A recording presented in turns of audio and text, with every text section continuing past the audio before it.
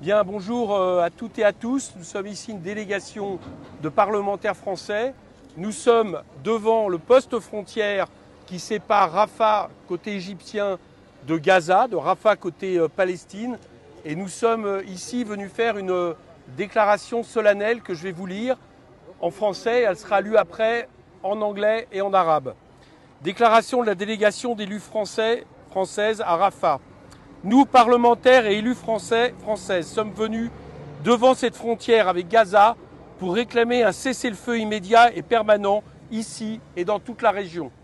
Nous avons condamné le massacre des civils israéliens le 7 octobre, mais ils ne peuvent justifier la mort de plus de 27 000 Palestiniens à Gaza, dont une large partie de femmes et d'enfants, perpétrée par l'armée israélienne et près de 400 autres en Cisjordanie, ni la catastrophe humanitaire et sanitaire en cours. Son ampleur est telle que la Cour de justice internationale évoque un risque grave génocidaire. Elle demande aux États qui se reconnaissent dans sa juridiction de tout faire pour l'éviter. Nous sommes là pour y contribuer, en étant la première délégation de parlementaires étrangers à venir ici, à portée de voix de la population gazaouite.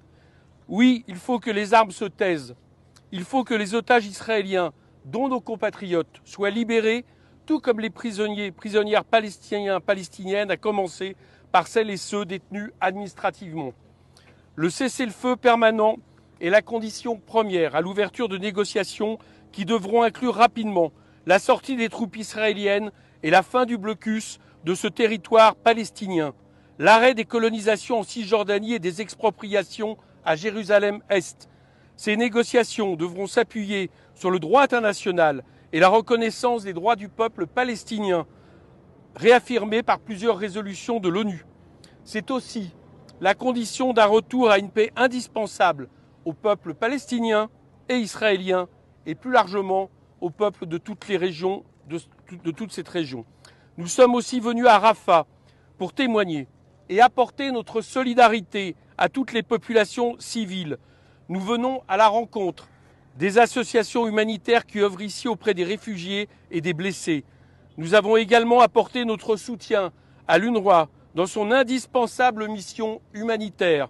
Nous sommes venus ici ce 4 février 2024 en amis de tous les peuples, en partisans de la paix et du droit international.